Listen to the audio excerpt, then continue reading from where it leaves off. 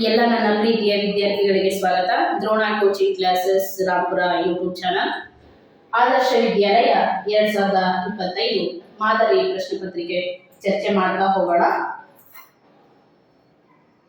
ಮೊದಲನೇ ಪ್ರಶ್ನೆ, ಮಗು ಪದದ ಬಹುವಚನ ರೂಪ. ತುಂಬಾ ಈಸಿ ಇದೆ ಕ್ವಶನ್. ಮಗು ಅನ್ನುವಂಥದ್ದು ಏಕವಚನ, ಇದನ್ನ ಬಹುವಚನಕ್ಕೆ ಬರೆದಾಗ ಏನ್ ಬರುತ್ತೆ ಅಂತ. ಮಗು ಪದದ ಬಹುವಚನ ರೂಪ. ಆಪ್ಷನ್ ಎ ಮಕ್ಕಳು, ಆಪ್ಷನ್ ಬಿ ಮಗುಗಳು, ಆಪ್ಷನ್ ಸಿ ಮಗ, ಆಪ್ಷನ್ ಡಿ ಮಗಳು ಅಂತ ಇದೆ. ಮಗು, ಮಕ್ಕಳು ಒಂದೇ ಇದ್ರೆ ಮಗು, ತುಂಬಾ ಜನ ಇದ್ರೆ ಮಕ್ಕಳು. ಸರಿಯಾದಂತ ಉತ್ತರ ಯಾವುದು? Option A. ಮಗುಗಳು ಬರಲ್ಲ, ವಸ್ತು ಆಗುತ್ತೆ. ಸರಿನಾ? ಗಳು ಸೇರಿಸಿದ್ರೆ ವಸ್ತು, ಇಲ್ಲಿ ವಸ್ತು ಅಲ್ಲ. ಮಗ ಬರದೇ ಇಲ್ಲ, ಮಗಳು ಕೂಡ ಬರಲ್ಲ. ಮಗ ಮಗಳು ಸ್ತ್ರೀಲಿಂಗ ಪುಲ್ಲಿಂಗ ಆಗುತ್ತೆ. ಸರಿನಾ? ಸರಿಯಾದಂತ ಆನ್ಸರ್ ಆಪ್ಷನ್ ಎ.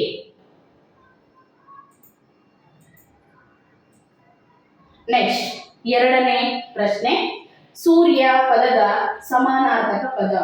ಸೂರ್ಯ ಪದಕ್ಕೆ ಸಮಾನಾರ್ಥಕ ಪದ ಯಾವುದು ಬರುತ್ತೆ?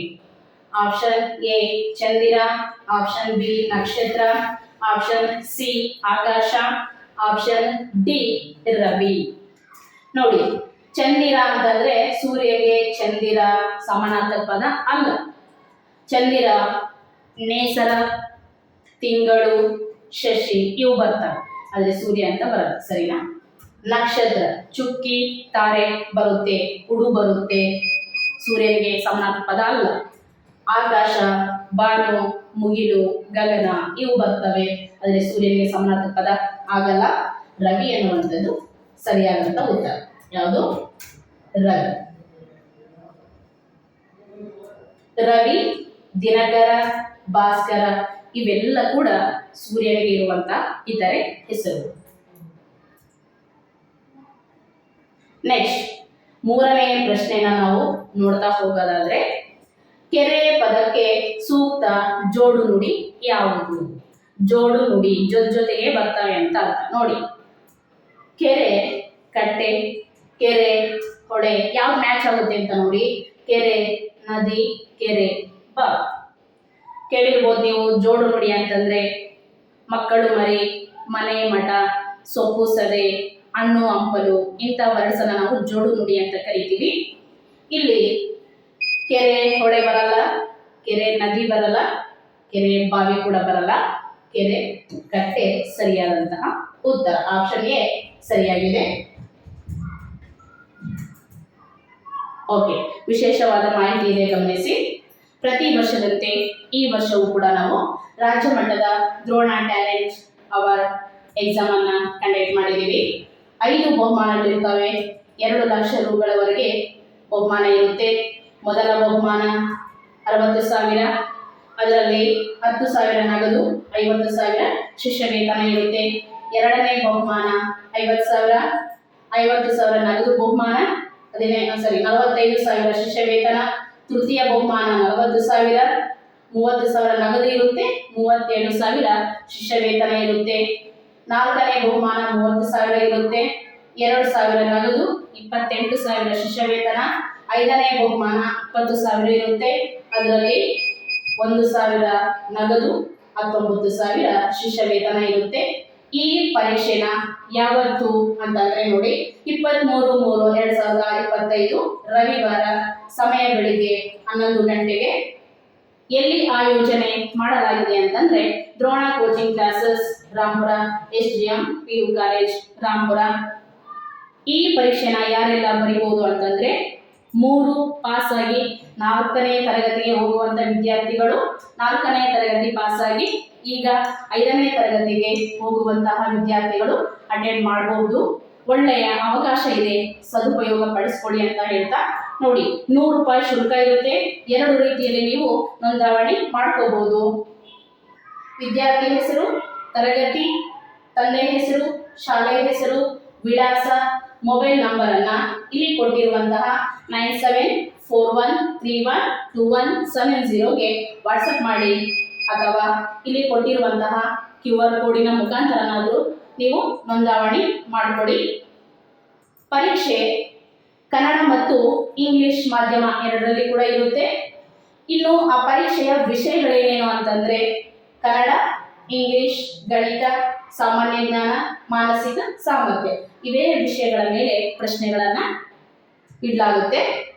ಒಳ್ಳೆಯ ಅವಕಾಶ ಇದೆ, ಉಪಯೋಗ ಮಾಡಿಕೊಳ್ಳಿ ಅಂತ ಹೇಳ್ತಾ ಇನ್ನು ಹೆಚ್ಚಿನ ಮಾಹಿತಿಗಾಗಿ ವ್ಯವಸ್ಥಾಪಕರನ್ನ ಸಂಪರ್ಕಿಸಿ. ನೆಕ್ಸ್ಟ್ ನೋಡಿ, 4ನೇ ಪ್ರಶ್ನೆ ಏನಿದೆ? ಹೆಣ್ಣೊಂದು ಕಲಿತರೆ ಡ್ಯಾಶ್. ಒಂದು ಗಾದೆ ಮಾತಿದೆ, ಹೆಣ್ಣೊಂದು ಕಲಿತರೆ ಊರೊಂದು ತೆರೆದಂತೆ. ಎಲ್ಲಾನ ಕೇಳಿದ್ರ? ಊರೊಂದು ತೆರೆದಂತೆ. ಆಪ್ಷನ್ ಬಿ ಮನೆಯೊಂದು ಕಟ್ಟಿರಂತೆ. ಆಪ್ಷನ್ ಸಿ ದೇಶವೊಂದು ತೆರೆದಂತೆ. ಆಪ್ಷನ್ ಡಿ ಶಾಲೆಯೊಂದು ತೆರೆದಂತೆ. ಸರಿಯಾದ ಆನ್ಸರ್ ಯಾವುದು? ಹೆಣ್ಣೊಂದು ಕಲಿತರೆ ಶಾಲೆಯೊಂದು ತೆರೆದಂತೆ. ಸರಿಯಾದ ಉತ್ತರ ಆಪ್ಷನ್ ಡಿ.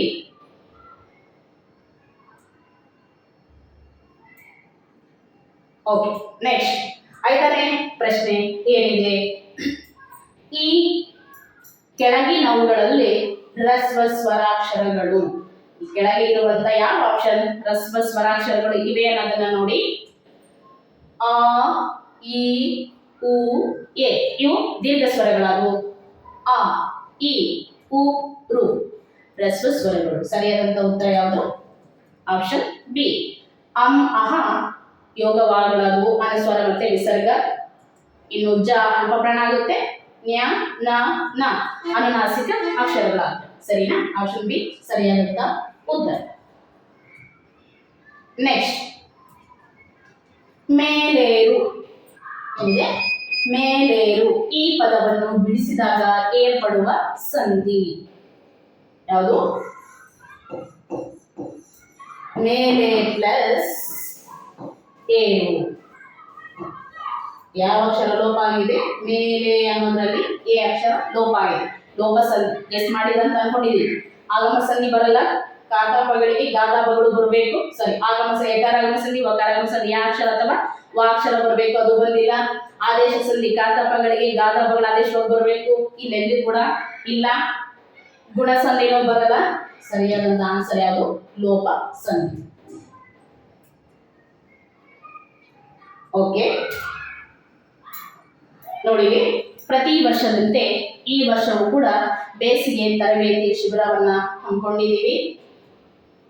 4ನೇ ಕ್ಲಾಸಿಂದ SSLC ವರೆಗೂ ಕೂಡ ತರಬೇತಿನ ಪಡ್ಕೋಬಹುದು. ಕನ್ನಡ ಮತ್ತು ಇಂಗ್ಲಿಷ್ ಮಾಧ್ಯಮ ಎರಡರಲ್ಲಿ ಕೂಡ ಇರುತ್ತೆ. ಅದರಲ್ಲೂ ವಿಶೇಷವಾಗಿ 4ನೇ ಮತ್ತು 5ನೇ ತರಗತಿ ಓದುತ್ತಿರುವಂತಹ ವಿದ್ಯಾರ್ಥಿಗಳಿಗೆ ನವೋದಯ ಫೌಂಡೇಶನ್ ಕ್ಲಾಸಸ್ ಇರ್ತವೆ. ಸೈನಿಕ, RMS, ಕಿತ್ತೂರು, ಮುರಾರ್ಜಿ, ಆದರ್ಶ ಇನ್ನು ಮುಂತಾದಂತಹ ಪರೀಕ್ಷೆಗಳಿಗೆ ಯೂಸ್ ಆಗುತ್ತೆ. 8 ಮತ್ತು 9, 10ನೇ ತರಗತಿಯವರಿಗೆ ಮ್ಯಾಥ್ಸ್, ಇಂಗ್ಲಿಷ್, ಸೈನ್ಸ್ ಮತ್ತೆ ಸ್ಪೋಕನ್ ಕ್ಲಾಸಸ್ ಇರ್ತವೆ. 6 ಮತ್ತು 7ನೇ ತರಗತಿಯವರಿಗೆ Kannada, maths, English, spoken and GK foundation classes ಇರ್ತವೆ. ಫಸ್ಟ್ PUC ಮತ್ತೆ ಸೆಕೆಂಡ್ PUC ಅವರಿಗೆ ಸೈನ್ಸ್ ಕ್ಲಾಸ್ ಇರುತ್ತೆ. ವಸತಿ ಸಹಿತ, ವಸತಿ ರಹಿತ ಕೂಡ ಇರುತ್ತೆ. ಇನ್ನು ಹೆಚ್ಚಿನ ಮಾಹಿತಿಗಾಗಿ ವ್ಯವಸ್ಥಾಪಕರನ್ನ ಸಂಪರ್ಕಿಸಿ. ಇಲ್ಲಿ ಕೆಳಗಡೆ ಕೊಟ್ಟಿರುವಂತಹ ನಂಬರ್ಗೆ ಕಾಂಟ್ಯಾಕ್ಟ್ ಮಾಡಿ ಅಂತ ಹೇಳ್ತಾ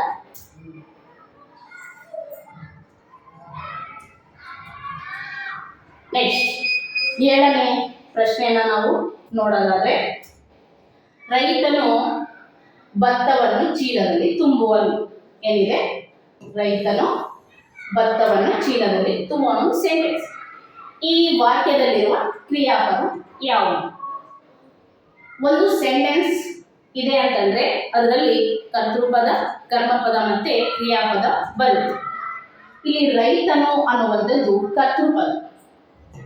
ಏನಿದು? ಕರ್ತೃಪದ. ಭತ್ತವನ್ನು ಚೀಲದಲ್ಲಿ ಕರ್ಮಪದ. ಯಾವ ಪದ? ಕರ್ಮಪದ. ತುಂಬುವನು ಕ್ರಿಯಾಪದ. ತುಂಬುವನು ಅನ್ನುವಂಥದ್ದೇನೋ ಕ್ರಿಯಾಪದ. ರೈತನು ಭತ್ತವನ್ನು ಚೀಲದಲ್ಲಿ, ಅಲ್ಲಿಗೆ ಡ್ಯಾಶ್ ಕೊಟ್ವಿ, ನಾವು ಮುಂದಕ್ಕೆ ಏನೋ ಹೇಳಿಲ್ಲ ಅಂದ್ರೆ ಕ್ರಿಯೆ ನಡೀತಾ ಇಲ್ಲ ಅನ್ನೋದು ನಮ್ಗೆ ಗೊತ್ತಾಗಲ್ಲ. ಸರಿನಾ? ತುಂಬುವನು ಕ್ರಿಯೆ ನಡೀತಾ ಇದೆ. ಕ್ರಿಯಾಪದ ಯಾವುದು? ತುಂಬುವನು. ಭತ್ತ ಬರಲ್ಲ, ರೈತನು ಬರಲ್ಲ, ತುಂಬುವನು ಸರಿಯಾದಂತ ಉತ್ತರ ಚೀಲದಲ್ಲಿ ಕೂಡ ಬರುತ್ತೆ.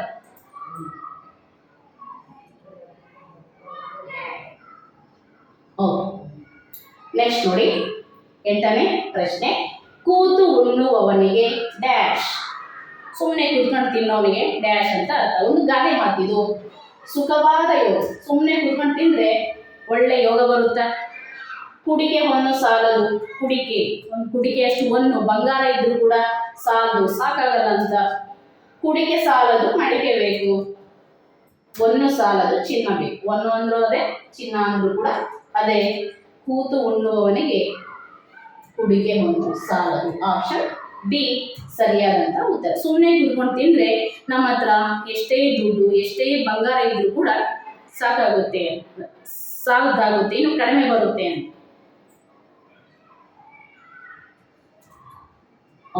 ನೆಕ್ಸ್ಟ್ ನೋಡಿ 9ನೇ ಪ್ರಶ್ನೆ.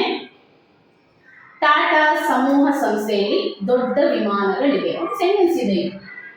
ಏನು ಅಂತಂದ್ರೆ ಟಾಟಾ ಸಮೂಹ ಸಂಸ್ಥೆಯಲ್ಲಿ ದೊಡ್ಡ ವಿಮಾನಗಳಿವೆ. ಆ ಸಂಸ್ಥೆಯಲ್ಲಿ ದೊಡ್ಡ ವಿಮಾನಗಳಿವೆ. ಎಂತ ವಿಮಾನಗಳು? ದೊಡ್ಡ ವಿಮಾನಗಳು. ಈ ವಾಕ್ಯದಲ್ಲಿ ದೊಡ್ಡ ಪದವು ಏನನ್ನ ಸೂಚಿಸುತ್ತೆ ಅಂತ ಕೇಳಿ. ದೊಡ್ಡ ಅನ್ನುವುದು ನಾಮಪದ, ಸರ್ವನಾಮ, ಗುಣವಿಶೇಷಣ, ಕ್ರಿಯಾಪದ. ನಾಮಪದ ಅಂತಂದ್ರೆ ಹೆಸರು ಬಂದಿರಬೇಕು. ಟಾಟಾ ಸಮೂಹ ಸಂಸ್ಥೆ ಏನಿದೆಯಲ್ಲ ನಾಮಪದ. ಇನ್ನು ಸರ್ವನಾಮ ಅಂತಂದ್ರೆ ಅದ್ರ ಬದಲಾಗಿ ಅದು ಇದು ಅಂತ ಬಳಸ್ತೀವಲ್ಲ, ಅವು ಸರ್ವನಾಮ ಪದಗಳು. ಗುಣವಿಶೇಷಣ ಎಂತ ವಿಮಾನಗಳಿದಾವೆ, ಅಲ್ಲಿ ಏನು ವಿಶೇಷತೆ ಇದೆ? ದೊಡ್ಡ ವಿಮಾನಗಳಿದಾವೆ. ಎಲ್ಲ ತರದ ವಿಮಾನಗಳಲ್ಲ, ದೊಡ್ಡ ವಿಮಾನಗಳು ಅಂತ. ಗುಣವಿಶೇಷಣ ಸರಿಯಾದಂತ ಉತ್ತರ. ಕ್ರಿಯಾಪದ ಬರೋಣ. ಓಕೆನಾ? ಕ್ರಿಯೆಯನ್ನು ಸೂಚಿಸಬೇಕು. ಇಲ್ಲಿ ಕೇಳಿರೋದೇನು? ದೊಡ್ಡ ಅನ್ನುವಂಥದ್ದು ಕ್ರಿಯಾಪದ ಆಗದೇ ಇಲ್ಲ. ಗುಣ ವಿಶೇಷಣ.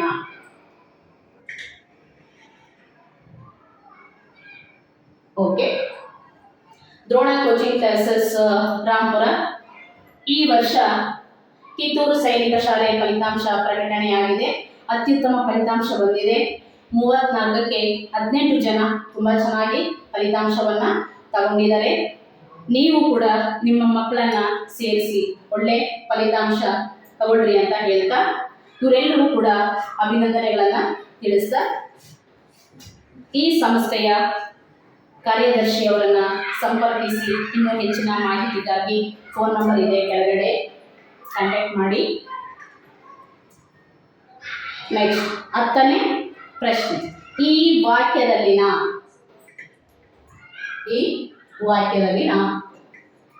ಹಿಂಸೆ ಪದದ ವಿರುದ್ಧಾರ್ಥಕ ಪದ. ಹಿಂಸೆ ಪದದ ವಿರುದ್ಧಾರ್ಥಕ ಪದ ಏನು ಅಂತ ಕೇಳಿ. ಪರಹಿಂಸೆ, ಅಹಿಂಸೆ, ಸ್ವಹಿಂಸೆ, ಅಹಿಂಸೆ ಅಂತ ಇದೆ. ಹಿಂಸೆ ಪರಹಿಂಸೆ ಬರಲ್ಲ, ಅಹಿಂಸೆ ಸರಿಯಾದಂತ ಉತ್ತರ ಹಿಂಸೆ, ಅಹಿಂಸೆ. ಸ್ವಹಿಂಸೆ ಅಂದ್ರೆ ನಮ್ಗೆ ನಾವೇ ಹಿಂಸೆ ಕೊಟ್ಕೊಳ್ಳೋದಂತ ಇದು ಕೂಡ ಬರಲ್ಲ, ಅಹಿಂಸೆ ಕೂಡ ಬರಲ್ಲ. ಸರಿಯಾದ ಸರಿಯಾದ ಆಪ್ಷನ್ ಬಿ.